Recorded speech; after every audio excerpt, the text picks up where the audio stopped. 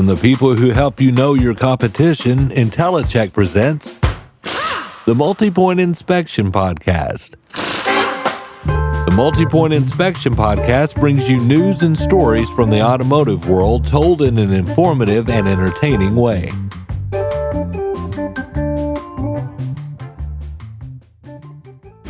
Is the worst of the new vehicle inventory shortage in the rearview mirror?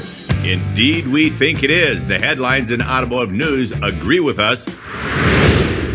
Dad, we had inventory levels at 1.8 million in December, up from 1.62 million in November, and we've seen year over year a 66% increase in the amount of inventory at dealership lots. That is significant. I think the year has started out in a positive way. According to a bunch of third-party data sources, and at least what we're hearing from dealers, January new car sales seem to be up year over year. Really? So when you look at the new car segment, as you mentioned, supply is starting to come back. That's been a big hole in the market, a problem that we needed to solve.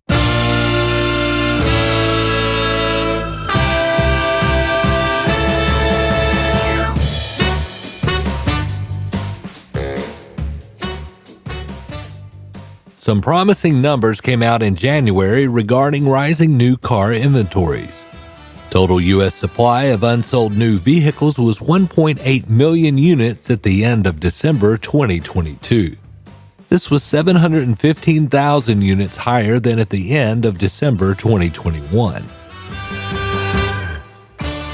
This is measured as days supply.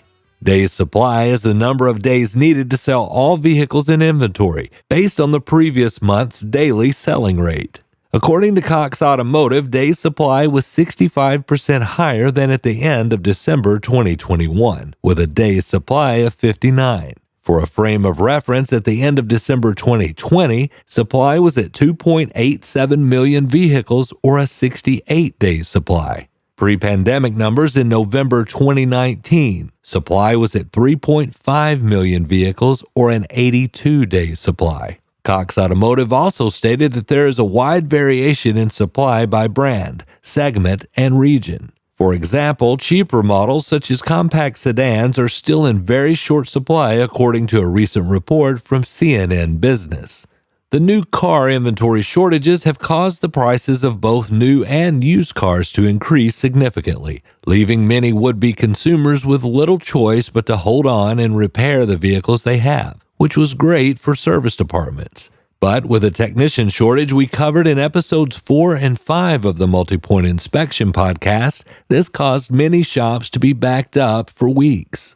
So with inventory numbers gradually rising, this is much anticipated good news for the auto industry. However, it is still a far cry from where we were in 2019. So how did we get here?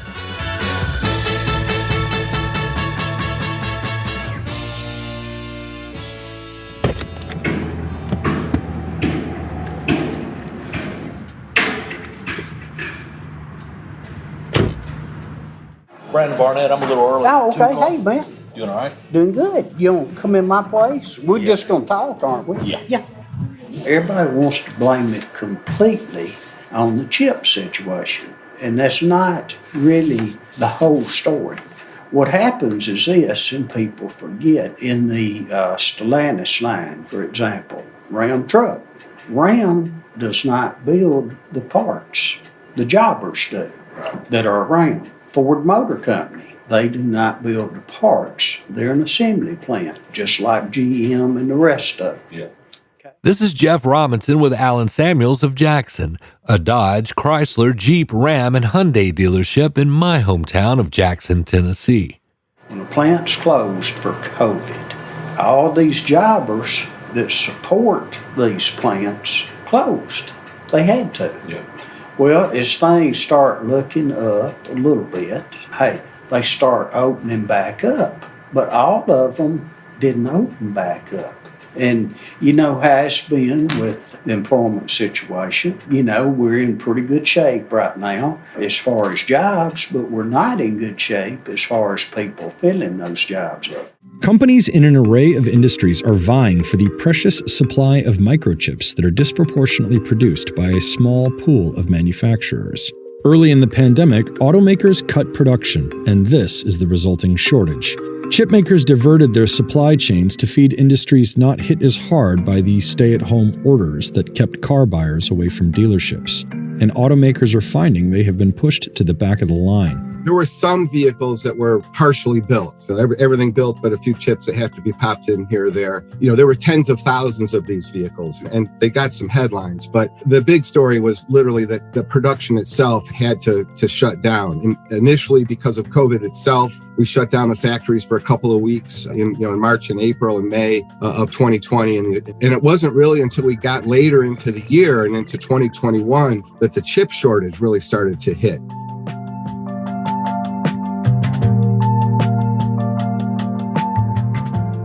How has what you get in changed? Like, I don't really know how you guys ordered before and like allocation and all that. I don't know if that's something you can get into. It's tough. It's based on commodities. For example, I was trying to build some trucks the other day. Well, building Laramie trucks.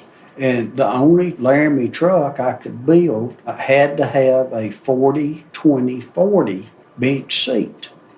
Most people in that price truck prefer the bucket. And again, it's a commodity thing. Again, going back to the trucks. I'm a short fella, and one of the best packages that they had on the truck was they had a little step that would come down. And hey, you couldn't get it for a while. You couldn't get it. And sometimes the colors, you wouldn't think that a paint color would hold something up, but it does. Parts, when you go to get parts, even on some of the recall items, they're not available. Again, the manufacturers are working on that, and they'll come up with a good answer. And while the chip shortages, mainly from Asia, made all the headlines, the war in Ukraine also played a significant role in disrupting the supply chain in the way of raw materials and wiring harnesses of all things. Because certain commodities from Russia and Ukraine, such as aluminum to palladium to other raw materials like nickel and lithium that make batteries to power electric vehicles, could impact supplies along with other commodities you wouldn't think about. Neon. Something like 80 to 90% of global neon supply, which is not just for bar lights, but it's used in the lasers that are then used to produce semiconductors. Hit hard has been the production of an essential component that consumers cannot see: wiring harnesses. A wiring harness is the central nervous system of an automobile. There are a couple dozen of them in a car, and they bundle all the wires that are used to connect just about everything to just about everything else. Wire harnesses are tricky to produce. It's very difficult to automate. You're winding these things together, laying it out on a big loom. It's highly dexterous work. So because the labor is such a big part of the cost of it, you look for where is the lowest cost labor. From the outside looking in, it might not seem as though these disruptions in the supply chain would affect things as much as they have. But when you factor in lean manufacturing and just-in-time delivery, it all starts to make sense. And we'll learn more after the break.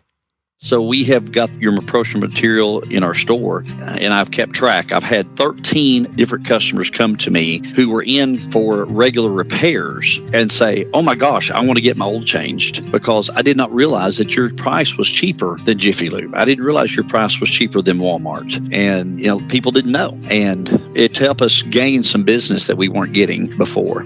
Chris has been with Chevrolet for over 22 years and is talking about IntelliCheck's IntelliShare series. IntelliShare contains all of our promotional tools that you can use to promote your favorable prices, including our Intella ads, the printable flyers that you can show off in easel displays, Intella Media for your digital media boards, and Intella widgets so you can show off price comparisons on your website and even let your customers schedule from the widget.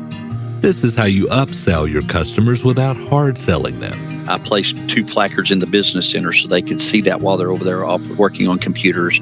I also placed it in our coffee area. We have a glass wall there, so when they walk in, as they're putting their creamer and sugar in their coffee, they're going to look up and see the pricing for our pricing as well as our competitors. Call 877-827-7273 or go to IntelliCheck.com to find out more about how the IntelliShare series can help you grow your business. The reason that even one hiccup in the supply chain can cause so much disruption that isn't easily reversed is because of the shift from just-in-case manufacturing.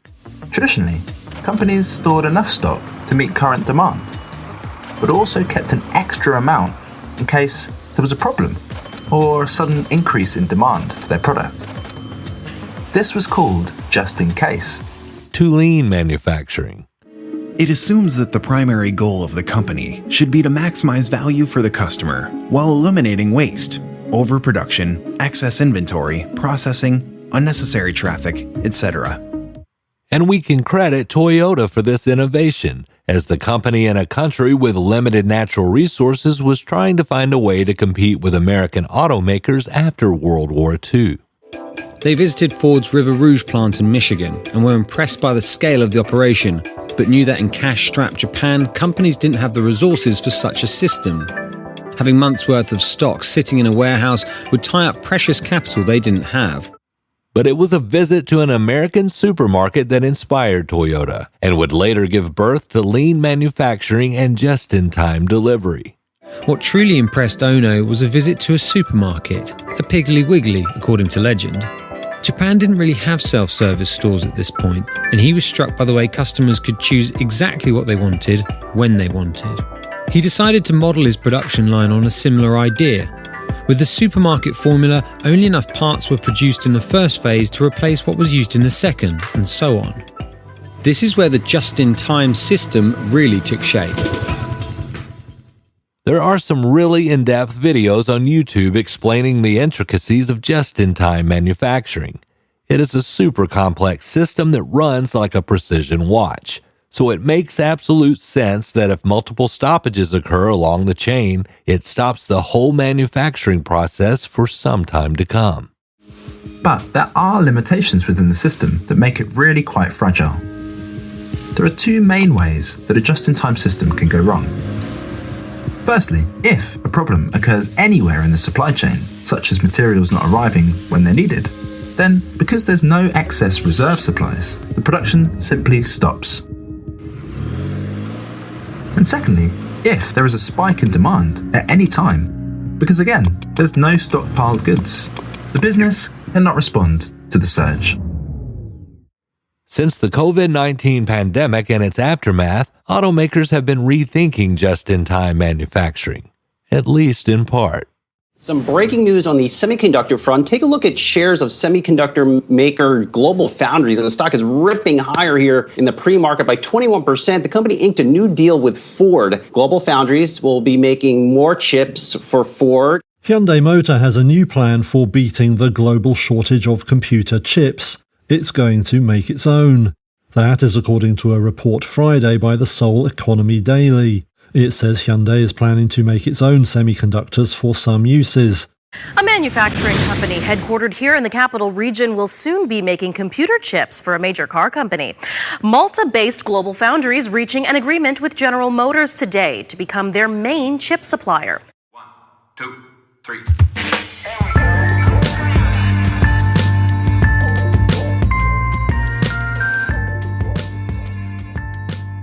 This is no doubt an unprecedented time in the auto industry, but Jeff at Allen Samuels is hopeful, saying he's made it through bad times before. I see good things happening in the future. I'm old-timey in the car business. I've been in since '78. So I've seen a lot of things. You know, the automobile business has a way of picking back up. One of the hardest things that ever hit the automobile business in the early 80s was the cost of fuel. We got caught with our britches down. Took a little time, but we overcome it. Came the 90s, the best selling environment that probably ever was. Yeah. Then, 2000, we had 9/11. Hey, I'll never forget 9/11. We had a sales meeting with all my sales folks, and I told them, hey, if we have 100 units by the 10th, we'll have breakfast brought in. And we did. And I had a customer in the finance office. Next thing I know, everybody's gathered on the showroom floor watching the big screen TV we had there. And I think that was on a Tuesday. And we never saw a retail customer till that next Friday night. But the manufacturers stepped in. Hey, they did what was right. They came with the 0%. They came with employee pricing, whatever it took. And we're going to bounce back from this COVID. You can call it anything you want, but all this is a result of COVID. Jeff says that he is starting to see the inventory on his lot reflect what the national numbers have shown beginning in late 2022. Your day supply coming up, have you seen it trickle up? It's trickled up a little bit. Okay. The problem is when you're a new car franchise like us, and you've got 12 cars, including your trucks, to choose from, it's hard to sell when you've got one or two. Yeah. So in some cases, they go up. In our Hyundai line that we have now, hey, we have single days supplies. That don't happen often. Everybody is turning their inventory pretty quickly. So again, we've been blessed on that part of it. When the rates go up, you want to turn your inventory pretty quick. Yeah. But we might not ever see dealerships keeping the amount of inventory they did before the pandemic. I think the inventories will be a little lighter. All of the manufacturers right now, they put an emphasis on retail orders. If I order 2 units for stock and I order 2 units for retail, the 2 units for retail that have been ordered are going to get here first. Yeah. They put that out, and the manufacturers want it to be that way. And hey, supply and demand is really a good thing. It keeps the value of pre-owned merchandise up a little bit. Used to, when you built too many cars, and a good example was back in the day, you had a Ford Taurus. And they rented so many of them that they flooded the market that, in a year's time, it was worth half of what it was worth. We're not going to see that again. Those days have passed. Yeah. The reason I wanted to have this discussion about the uptick in inventories with someone from Allen Samuels is because there is some major construction going on at that dealership, which is a good sign. You can tell just by driving by the place that big things are coming.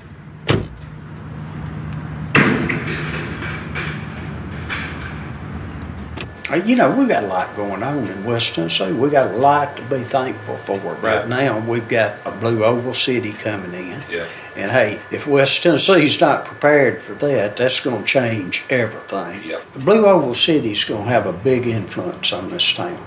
I think our mayor, I think our people here have good foresight. I know that the people here, Allen Samuels, has good foresight. They're investing over $5 million to put in a brand new Hyundai facility.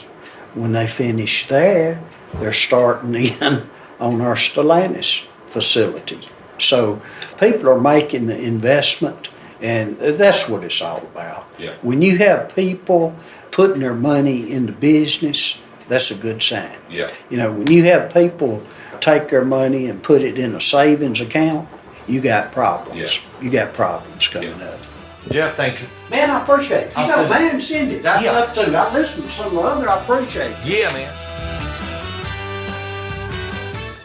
I want to give a special thank you to Jeff Robinson at Allen Samuels of Jackson for taking the time to give me some boots on the ground insight. You can find the Multi-Point Inspection podcast on Apple Podcasts, Amazon, Spotify, or wherever you listen to podcasts. And be sure to subscribe and give us a 5-star rating. It helps with the algorithm thingy. Executive producer for the Multi-Point Inspection podcast is David Swan. It is written, produced, and narrated by me, Brandon Barnett. This episode's featured music is Get It by Soul Shifters.